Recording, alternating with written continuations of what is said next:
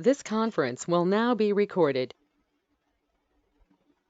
Hi all, good morning, good evening. Welcome to another session of performance testing real-time live project with JMeter. So we have started the performance testing life cycle. We have gone through the requirement gathering phase in details in the last session, right all of you? In the last session, we went through the requirement gathering phase in details. And we have started the test plan and design phase as well. So let me share my screen.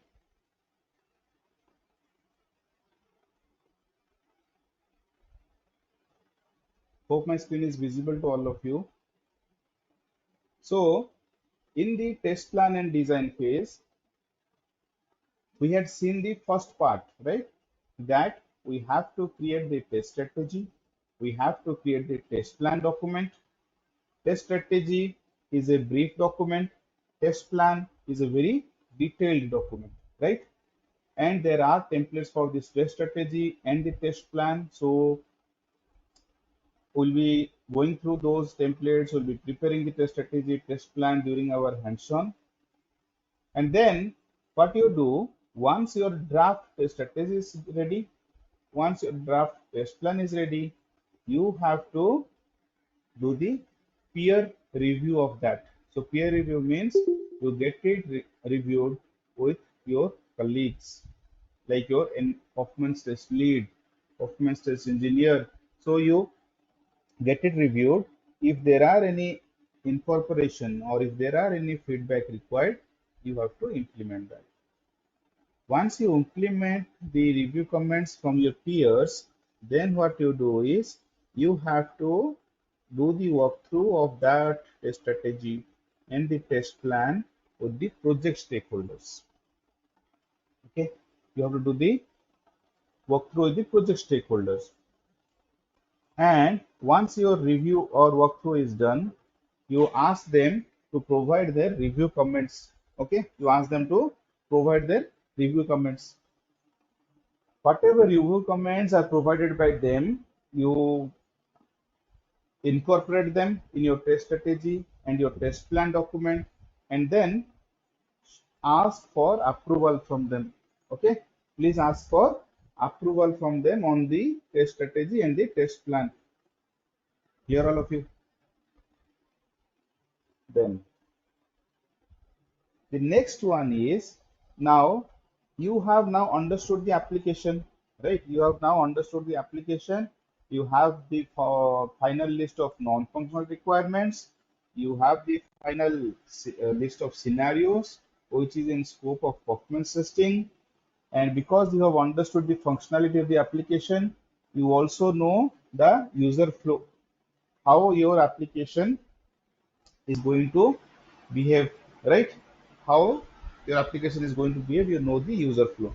So because you know the user flow, you will now be able to know that what is the test data required, right? What is the test data required for it? Clear, all of you? What is the test data required for it, so that you can create the test data for your scripts accordingly. Clear? Now you do not have to create the test data now. You just have to think of the approach, how you are going to create the test data for your test scripts. Just think of the approach, because that approach will go into your test plan. Okay, that approach will go into your test plan, how the test data is going to be created. Clear, all of you? So that test data, how you are going to create, that can be a manual approach, okay, or that can be a automated approach. Okay, that can be a manual approach or that can be a automated approach. Are all of you clear?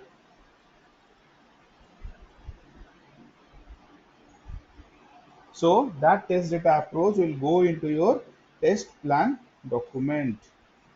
Clear? Or any queries?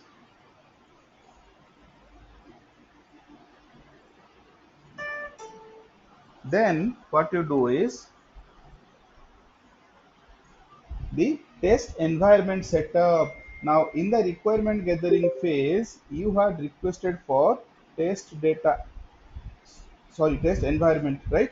In your requirement gathering phase, you had requested for a performance test environment. And how that performance test environment should be? That performance test environment should be close to production. Clear? That performance test environment should be close to production. Now, in this particular phase, you are most likely to get the test environment from the relevant team. Okay, you are most likely to get the test environment from the relevant team. Now, who is that relevant team in your project? As I had told you, in your project, you will have the test environment team. Okay, you will have the test environment team who will provide the test environment to you. Whatever request you have placed with them, you need to get the environment from them accordingly. Now, in case if you do not get the test environment as per the request you had placed, then in that case, you need to raise a risk. Okay, you need to raise a risk. Clear? If your test environment is not similar to the production environment, you need to raise a risk. Clear, all of you? Then, let's say you are happy with the test environment. Okay, whatever test environment you got, you are happy with that test environment. Now, in that test environment, you need the application which you want to test, right? The application which is in scope of performance testing, you need that application in your performance test environment. Clear, all of you? You need that. Then that application should be stable. Clear? That application which is available in your test environment, that should be stable. If the application is not stable, okay, then for you, okay, it is very important that the application functionality works. Remember, in performance testing, we always do the happy path scenario. If there are any functional issues in the application, that will be taken care by the functional testing team, right? If there are any functional issues, that will be taken care by the functional testing team. Our job is to find out the performance testing issues. Clear, all of you? Our job is to find out the performance testing issues. So because if your application flow is not stable, in that case you will not be able to do the recording, or you will not be able to do the test script development. So very necessary that you have your test environment equivalent to production, you have your stable application deployed on the environment, and very importantly, you should have server monitoring in place. Remember, whenever you are going to request for the test environment, please ask them to enable server monitoring. Okay, please ask them to enable server monitoring. Is it clear to all of you? Okay, please ask them to enable server monitoring. Okay, then test tool feasibility analysis. Now, what is this test tool feasibility analysis? You have got one application to do the performance testing. Okay, you have got one application to do the performance testing. Now, if you have an application to do the performance testing, you also need a performance testing tool. Here, all of you, you also need a performance testing tool. With that performance testing tool, you are going to do the performance test. Now, which tool will you use? Which tool will you use? Now, we are going through JMeter training. It does not mean that JMeter will always be the tool, right? we are undergoing JMeter training, it does not mean that JMeter will always be the tool. So you have to check which tool will be feasible. In some cases, JMeter might not be able to do the test script. Okay, in some cases, JMeter, you might not be able to do the test script. So in that case, you have to go for other test tool. So here we have to do the test tool feasibility analysis, and for that you have to know the application protocol. Here you have to know the application protocol, that the client and the server are interacting with each other based on which protocol. Okay, the client and the server are interacting with each other based on which protocol. How will you know that? You have to get in touch with the development team.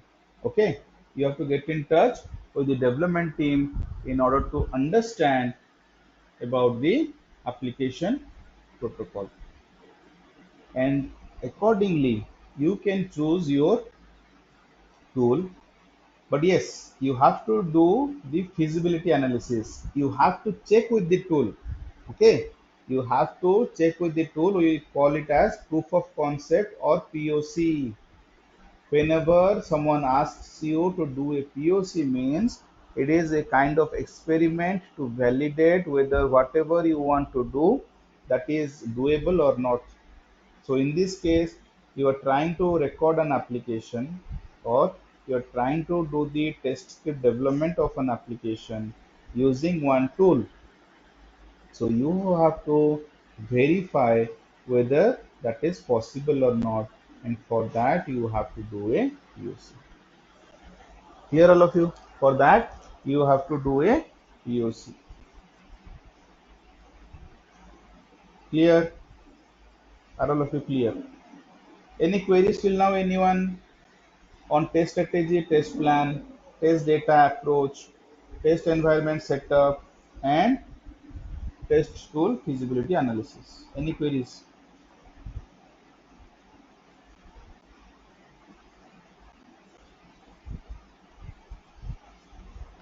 Okay. So then what we are going to do, once you have this, once you have finalized the tool, okay, once you have finalized the tool, that which tool you are going to use for your performance testing. Now you would have done the feasibility analysis, right? You would have done the feasibility analysis, then you would have decided the test tool, and after that, now that your test tool is finalized, you have to develop the test script.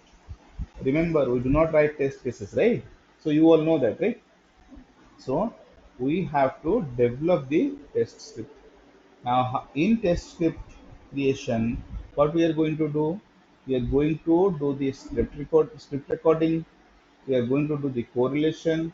We are going to do the parameterization, then the best practices, and also the review of the test scripts. Okay, review of the test scripts. Clear, all of you? So that is what we will do.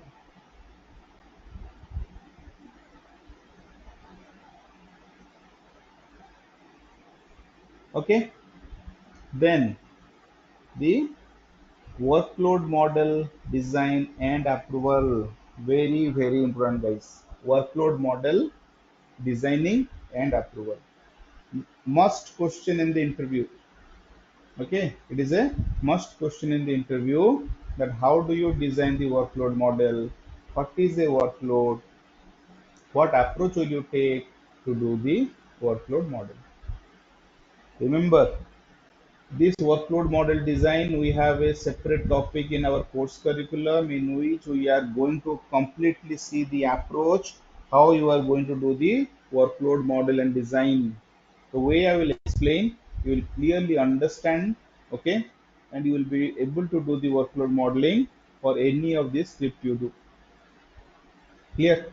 So here, for designing the workload, what we use? We use the Little's law, right? For designing the workload, we use Little's law. Now, what is Little's law? Number of virtual users is equal to transactions per second into, okay, inside parenthesis response time plus spacing plus think time. So the question will be like, you have to achieve a TPS of 40 with 200 users. Okay. The question will be, you have to achieve 40 TPS with 200 virtual users. How are you going to do that? The question will be like that. In your project also, you will have the non-functional requirement.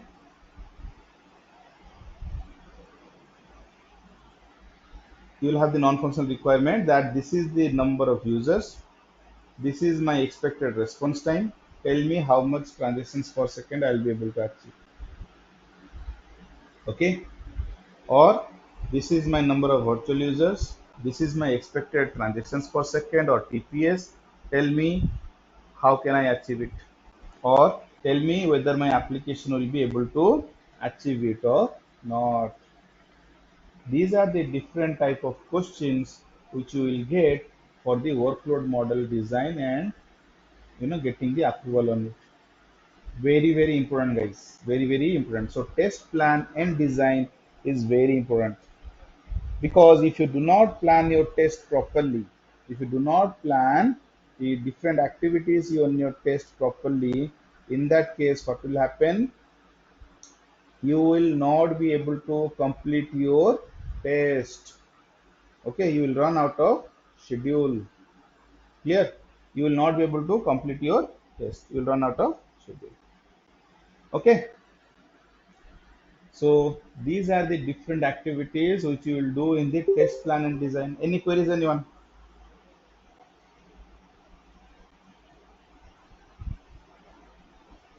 Anyone, any queries? Then now this Yeah, phase hi. or this act, yeah, Hi, this is MD. I'm sorry. Yeah, I was talking on the mute. Uh, no problem. anyway, the number of virtual users, I got that the TPS is gonna be provided by the business. Okay, and the requirement is gonna state that, this is the number of reusers or, users we're gonna be using. Now, Yes, this is the expected response time because I'm guessing it's the SLA, right? 1 second, 500 milliseconds, whatever. Now, pacing. We have to find where are we getting the pacing and the think time? that is what we will do the hands-on Okay, okay. Sorry. All right. in Thank you. our project. So if I, so let me, that is a 1 hour session actually. I'll tell you the approach and all. So let me go to our course curriculum. No, no, that's okay. I may have overlooked it. I apologize. That's fine. So there's gonna be No, a no, no, no, broader that is fine. That is discussion. fine. No, you Broader don't need to discussion. apologize. Okay, so No, there's gonna be a basically we broader are going discussion to on the think time and the pacing, right? have a detailed discussion on that. And the point which you said regarding the response time, that it will be the SLA. Okay, I have to add on top of that also. So the customer will tell that it is the response time, expected response time, right? But whether you are actually going to meet it or not, that also you have to verify. Clear? Right. Are you getting me? Yes, So yes. the so if you see here, the workload model design and user distribution, that is a separate topic which we will be covering as part of the project. So means, so these things I'm covering to give you an overview, because most of you would have worked on the performance testing project, so you would also know this. But these are to brush up your memory, so that, and whoever is also not aware of the activities, they become aware, and then we go to each and every activity to do the hands-on. We'll see the Right. non-functional requirements on paper. Okay, we'll analyze those NFRs, and then the different activities which we have discussed in each phase, we are going to carry out in each of the session. Right, Am and I we're clear? gonna we're gonna have like different scenarios with different ratios, right? Like let's say for instance we have three scenarios, and one scenario is gonna be like 50%, another one is going to be 20, and the other one is going to be 30%. That's how we are going to Yeah, do that that. is the user distribution. Right, right. Okay, okay. Yes, that also we Yeah, are going to see. yeah, I've been doing performance testing for a little bit, but I'm still not clear about the workload modeling. So yes, that would be great. Yeah, thank you. Looking Yes, forward to it. once you attend that particular session, after that you will let me know whether you are clear or not. Okay. I'll explain you in such a way you will be completely clear of that concept. But Will as do. I agree with you, this is a difficult concept. Most of the people are not able to understand. Most of them are not able to explain also. Okay. Yes, thank you. So yeah. Then now, as I told you, each phase is going to have its own challenges, right? And there is no fun without challenges, right? If there is no challenge, then there's no fun to work. So every phase is going to have its challenges. So in this particular phase, again, there will be more challenges and all, okay? But the common ones, okay, the common challenges are like test plan approval. Okay, you face challenge in getting the approval of the test plan. Now you will document your test plan, you will document your test strategy, you will incorporate all the review comments. Okay. And uh, you will do the test, means you will do the walkthrough. Okay. Also from the external stakeholders, whatever review comments are there, that also you will get to like know that. Okay. So, and then once you implement those, then you ask for the walkthrough. In that case also, you will not get the approval. In that case also, you will not get the approval. So, now what will happen? That is a challenge. So, you have to continuously follow up on that approval, because in case tomorrow they change or they ask for further changes to your plan, and you might have covered some of the activities, because you cannot simply wait for an approval and sit, right? You have to continue with your activities, otherwise time will run out of your hand. Test plan approval is a challenge.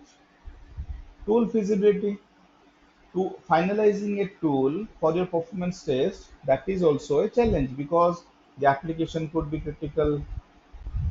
Okay. The application could be complex, rather the architecture of the application could be complex. What protocol is being used, you have to know the technology stack, you have to understand the application protocol. And because if any application is completely new to you, then definitely that is a challenge in finalizing the test tool. Now if you are not able to do it with a open source tool, you have to go for a commercial tool. Now commercial tool, let's say, is not available with the customer, then there will be hundreds of questions from the customer. Why can't we do with that particular tool? Why do we need a commercial tool? Blah blah blah, right? So these are the challenges. And then during test script creation also you will face challenge, right? You have to do so many enhancements to the script, parameterization, correlation, etc. So over there also you have to face the challenge. Any queries, anyone? Any queries? Then we go to the next activity. Okay. I come to the next phase. So what will we assume? We'll assume that our test plan and design activity is completed. Okay, we have our test plan ready, we have our test strategy ready, we have our test scripts ready, because we are going to create our test scripts here, right? Then comes your test execution. So the different types of tests which we are going to do is like load test, stress test, spike test, endurance test, right? We are going to do different types of tests, and you are going to propose those different types of tests in your test strategy and test plan document. Here we are going to propose that. So what is a load test? So normally you will do the load test to identify the performance of the application under a considerable load, the average load, which or the normal load which will be there on the application during most of the duration in a year. You are going to conduct the load test with that volumetry, right? With those many number of users, you are going to do the load test. Clear, all of you? Then the stress test. In the stress test, what you are going to do, whatever number of users you did the load test, maybe with 200% increase, 250% increase, you can do the stress test. But how much are you allowed to increase? That will depend on the volumetric which you have got for your project. Your business analyst or your project team will provide you a volumetric. Means what is volumetric? They will be expecting an increase in the number of users. They will be increasing, they will be expecting an increase in the volume of test data, right? Or basically the data. So they will be expecting an increase. So how much they are expecting, that you need to confirm with them. Based on that, you are going to do the stress test. With that volumetric, you are going to do the stress test. Clear, all of you?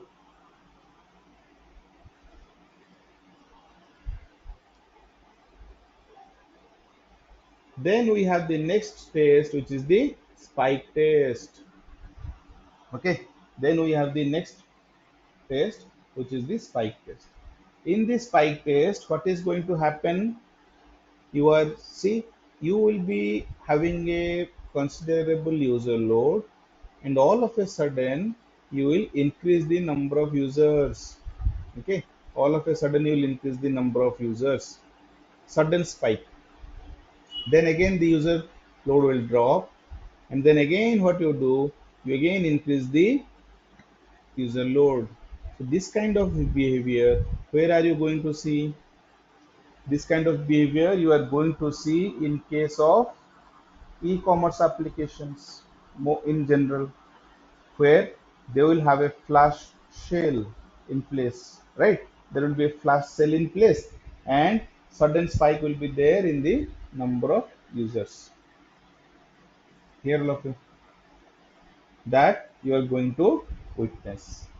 So you can design your spike test accordingly and assess the performance of the application, how the application is performing under sudden increase or sudden rise in the number of users. Soak test or endurance test. Here the user load is normal. Okay. Here you do not, here your objective is not to check how your application is behaving under load. Here your objective is to check how your application is behaving under a considerable load for a longer duration of time. Okay, how your application is behaving under a considerable load for a longer duration of time. That is your objective here. So you see here, the user load is not that high in endurance test, but the duration of the test is longer. Okay, because here the objective is to check how your test is, how your application is behaving, okay, for a longer duration of time when there is a considerable load on it and the application is being accessed by a considerable load. So these are the different types of tests. Now for stress test, remember one thing, guys. Let's say you have been told to do the stress test with 200% increase in the user load. So are you going to directly increase the load to 200%? No. If you're directly increasing the user load to 200%, your application could go down, right? Your application could go down, and again, the different resources have to be utilized in order to bring up your application. Okay. So increase that user load gradually, check the behavior, check the performance, how the application is responding. Based on that, you then, let's say, with 50% increase in the user load, you see there is no problem. Then you increase maybe 100%, then maybe 150%, then maybe 200%. Gradually, you increase the user load and conduct the test. Then we have the breakpoint test. Now, what is a breakpoint test? Many people assume breakpoint test and stress test are similar. Breakpoint test and stress test, many people assume they are similar, but it is not the same. Stress test, your user load is fixed. It is defined that you have to do the stress test with how much of user load or with how much increase in user load, and that increase in user load would break your application, or it might not break your application, right? With the volume of the stress test, your application might go down or your application might not go down. We do not know that. You will be able to know only when you test it. But in breakpoint test, your objective is to break the application. Okay, your objective is to break the application. So you have to increase the user load in such a way that it will break the application. Clear, all of you?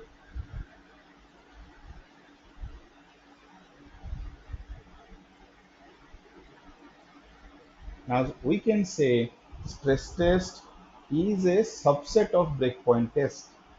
Okay, in stress test, you might break the application or you might not break the application, but in breakpoint test, your objective is to break the application. And please remember one thing, always take prior approval from the project stakeholders before conducting the stress test and the breakpoint test. Please take prior approval. It should not be the case that you have not taken necessary approvals before conducting these tests and your application goes down. Then resources from environment team have to be deployed in order to resolve the issue, right? Resources from the environment team have to be deployed in order to resolve the issue and bring up the application, wherein cost will be involved and there could be an escalation on your name. So all of you, please ensure that you have taken necessary approvals. Then comes the test scenario. Now what is a test scenario? Now your test script is ready. Also your load, or also your test type, what type of test you are going to conduct, that is also finalized. But how you are going to do that test, right? How you are going to do that test, or what is the pattern which you need to follow while doing that test? What is the pattern which you need to follow while doing that test? So that is your test scenario. Now you see in the figure, we have like a pattern. The users are gradually increasing. Then there is a flat line, means there is no increase in the number of users. So this is the number of virtual users, right? So then users will increase. Then there will be a flat line, and then again decrease. Clear? Clear, all of you? Now, why is this pattern? So when they are gradually increasing, that is known as ramp up. Then when the line is flat, means you do not have any increase in the number of users, that is your steady state. And once your steady state execution is completed, you will again ramp down the users, or gradually one user will leave the system. So one interview question, why is ramp up required? Why is ramp up required? So always remember, in production, it means in performance testing, our objective is to simulate production behavior. Okay, our objective is to simulate production behavior, or mimic production behavior. Now in this production behavior, now in production, do you think all the users, okay, all the users will try to access the application at the same time?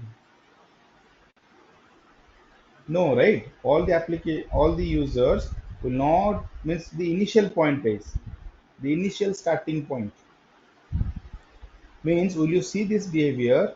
No one is accessing the application in production, and all of a sudden, at one point of time, all the users, okay, all the users, let's say 500, 600, 1000 users will start the app, will start launching the application.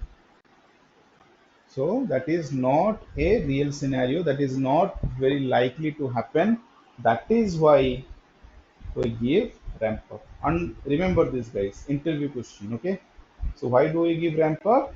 Basically to mimic the production behavior. And because in production, all users will not start accessing the application at the same time. They will means different users at different times. But at a particular time, these many number of users would be accessing the application. So that is what is our steady state, and we are checking whether in that, with that volumetric, how is your application behaving. Clear? Then test data setup. For your test execution, you have to do the test data setup, because in performance testing you are not going to do a test like for one iteration or two iteration. You are going to do a load test or stress test for a minimum of 1 hour, right? The duration will be minimum of 1 hour. In general, we do the test for 2 hours. So for in 2 hours, just think how many iterations will happen. There will be so many iterations in 1 hour or 2 hours. So you will need those many number of test data. Accordingly, you will need the test data, right? That is why your test data setup is very important. You have to create valid test data for your test execution, and you have to create sufficient test data for your test execution. It should not be the case that when you are executing, you see your test failures due to unavailability of test data, or due to invalid test data, or basically shortage of test data. So very important, guys, test data setup. We are going to see all these topics. We are going to do the hands on all these pointers during our different future sessions. Once your test data setup is done, what you do, you have to do a dry run just before the execution. Before the execution, please do a dry run. This will ensure that your test scripts do not have any issue, right? Your test scripts do not have any issue, and you will not get any issue during your test execution. Otherwise, just think that your test script is not working and you did not validate, and you ran the test and you start getting errors.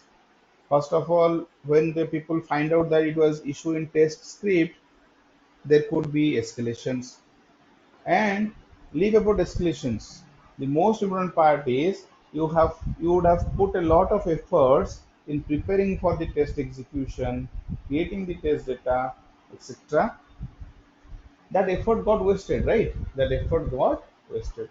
So very necessary that you do a dry run. Then what you do? You do the test execution, right? Whatever tests you have planned, load test, stress test, soak test, okay, spike test, whatever tests you have planned, please execute those tests. And ideally, for each test type, you should do minimum of 2 rounds of execution or 3 rounds of execution. Okay, that could be also a question. We did 1 round of execution, so our test should be Done. Should be completed. Why are we doing multiple rounds of execution? We are doing multiple rounds of execution in order to have a uniform test result. Uniform test result. Now, if you do only one round of test execution, and during that test, if there is any application issue, okay, and you did your test execution, so maybe because of that you got some higher response time, and if you do not repeat the test, you will consider those results, right? But at other time, if you do the test, if your response time decreases or your response time increases, then you have missed it, right? You have missed it. So you should plan for doing minimum 2 rounds or 3 rounds of execution on different days, different times, and check the results. Check the results. Okay. Now, before doing the test execution, please communicate well in advance to the different project stakeholders that you are going to conduct the test execution at so and so time. Because in case you do not have access to do the monitoring, then you will need the help of the support team to provide you the monitoring logs, right? So also, in case during the execution you find out any issue, so if the development team is present during the execution, they can look at the issue then and there itself, and the issue can be resolved. Clear? So you need to agree the support with the different teams well in advance so that you have the test execution done in a smooth way. Okay. Also during the test execution, the server monitoring needs to be done. Okay, the server monitoring needs to be done. So if you have communicated well in advance, the support teams will be able to do the server monitoring, and they will be able to provide you the results of the server monitoring, right? The server monitoring is done to collect the server side stats like the infrastructure stats, like what is the CPU utilization, memory utilization, disk utilization. Okay, so all those things you can check. Clear, all of you? So the test execution is basically done. These are the different things which you Sir, do in a test execution. Any queries, anyone? coming to the multiple times same load test execution. Yeah. Multiple times we have to execute the same load test. Multiple So, times means minimum two or minimum twice or thrice. yeah, for example, if they provided dedicated environment for the performance testing, if they provided the dedicated environment, okay. So, what is the Yeah. use of multiple times to have to execute? Is it necessary, or is there any Yes, it is specific still. reason to? I will recommend it is still necessary because you see when you are doing your test, you are taking the average results, right? Why are you taking Average or average 90%, results? 90% also. Average or 90 percentile, whatever, but you are doing multiple iterations for a same transaction. Now I can Hmm. tell you why to do multiple iteration, do for one round of iteration only. No, no, no. Multiple iterations with different data and different users. The same Yeah, the same thing, API. For right? So example, you are take you are API conducting that, you are conducting one transaction multiple times, hmm, right? with this different data, different users. Yes. Now how can be different data? The Hmm. data could be different, but the data which Hmm. will go into those fields are the same, right?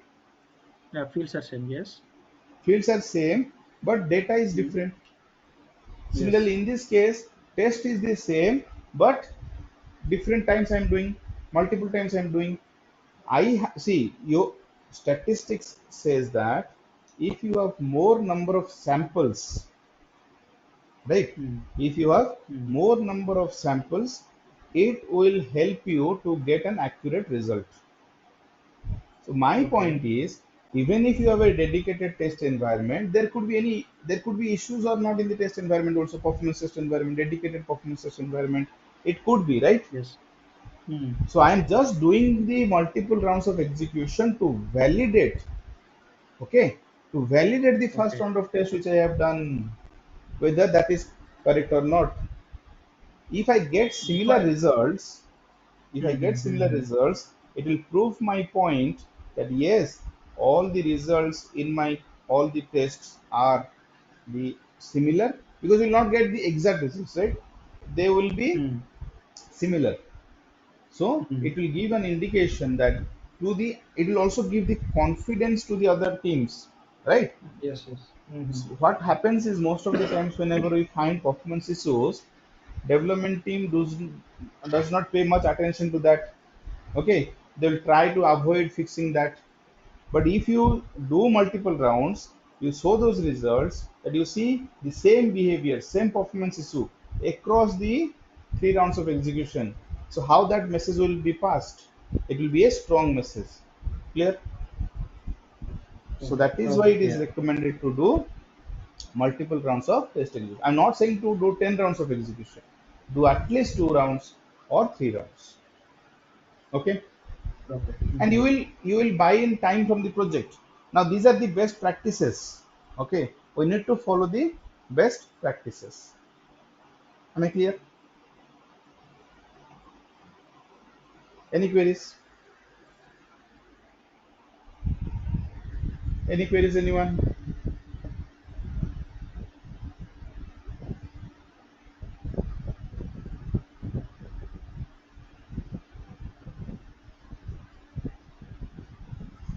Okay, then the next phase is the test results analysis.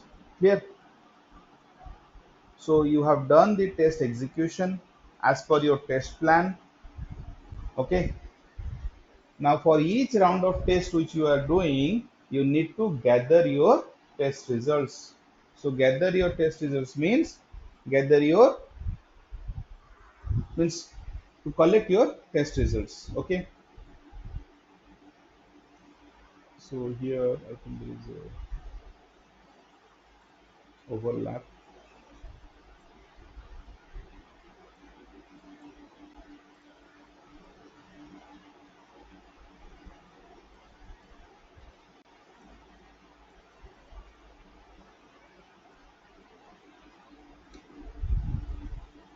So we'll gather the test results. Now what are the different performance KPIs which you are going to find out from those results?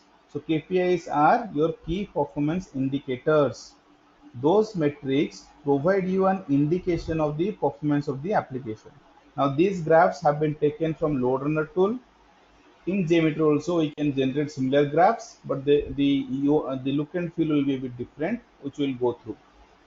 So the performance KPIs are like transactions response time. For the different transactions, what is the response time? 90 percentile response time. Very, very important question for the interview. Most of the time it is asked, what is 90 percentile response time? And people are not able to define it or explain it properly. What is 90 percentile response time? It means 90% of the users, right? 90% of the users are going to have that much of response time, whatever is that value, 90 percentile value, right? They are going to have that much of response time or less than that. Very, very important. Okay, 90 percentile response time is 90% of the users are going to experience that much of response time or less than that. The last statement is also important, less than that. It's not that 90% of the users are going to experience that much of response time. No, 90% of the users are going to experience that much of response time or less than that. Okay, system throughput. So what is system throughput? Now, how many transactions were processed by the server? That is basically the throughput. Okay, how many transactions were processed by the server? That is basically the throughput. Now throughput can be measured in terms of transactions per second, or transactions per hour, or transactions per minute. Okay, so in that way the throughput can be measured. Then we have the hits per second. Okay, hits per second. So number of requests which have gone to the server. Okay, number of requests which have gone to the server, they are called as hits per second. Clear, all of you? Number of requests per second going into the server are known as hits per second. Then we have, Sir, coming to yeah, throughput. Coming to the throughput, yeah, for example, 10 per second. Okay, 10 per 10, second. Per second, yeah, per second. yeah, yeah. What is exactly definition of that one? 10 per second means 10 transactions were processed by the server per second. Look at 10 requests server can handle. Am I right? Or processing or handling? Is there any difference? Yes, 10, yes, 10 transactions. Oh, so those 10 transactions will happen for 10 hits, right? Yes. So when there are 10 hits, then only 10 transactions will happen. Are you getting So me? for So your example, server is able, yeah, you send a 10 requests per second to server. Server able to handle the 10 requests no, transactions no, per no. second. Am I right? If you send 10 requests per second Hmm. to the server, Hmm. it does not mean that 10 requests will be processed in per second also. It depends on the system. It depends on the server, how much it is able to process. Basically, how many requests it was able to process per second, that is your throughput. Okay, How server many requests processing. went to the how many requests went to the server, that is not the throughput. Okay, that is it's per second. That is hits per second. Okay, Understood? we are Now, sending to for the example, server that it's per I'll give you second. one layman example, very easy to Okay. understand. There is a restaurant. Okay, there is a restaurant. Yeah. There are 10 tables, four tab Hmm. four 10 tables and 4 chairs in each table. So how many people can eat at a time? 40, right? 40. Hmm. Right? Yes, yes. Let's say 60 people go to the restaurant. 60 people Hmm. go to the restaurant. Will the restaurant be able to serve to all those 60 at a time? No, no, 40 only. No, right? 40 Hmm. only. Based on the Hmm. capacity of the server, it will be able to process those requests. Now, the number of transactions processed by the server per second is known as TPS, and TPS is nothing but your throughput. Clear? Hmm. Are you clear? It's per second. It's per second. Hits per second is the number of requests going to the server per second. Okay, that is almost 60 as per our example. Yes, that is 60. Okay. Both are not Okay. equal anytime. Okay. Ideally, Yes. Yeah, yeah. ideally, your throughput, your throughput should be direct, means actually your throughput is directly proportional to the hits per second. You see the Hmm. graph here on the right hand side. This is my Hmm. throughput versus hits per second, right? Yes, On the yes. right hand side, it is Hmm. hits per second. On the left hand side, it is byte per second. You see the requests, Proportional. they are Hmm. directly proportional. They should almost follow a similar graph. Okay. But Okay, okay. wherever you see Okay, sir. that with increase in your hits per second, there is decrease in throughput, there is a problem. Understood? With increase in your hits per second, there is a decrease in your system throughput, there is a problem. Since server is not able to handle that Server is not request. able to handle, or there is some issue Hmm. in the application code, as a result of which it could be the server has also gone Hmm. down, or some deadlock has happened, right? Whatever. Processing Hmm. time has increased. That is why throughput has decreased. Response time has increased and throughput has decreased. Clear, all of you? Yes, sir. Okay. So we have covered till the hits per second, and these terms will take some more time to explain. So we'll stop the session here today and we'll resume in the next session. Thank you all for joining.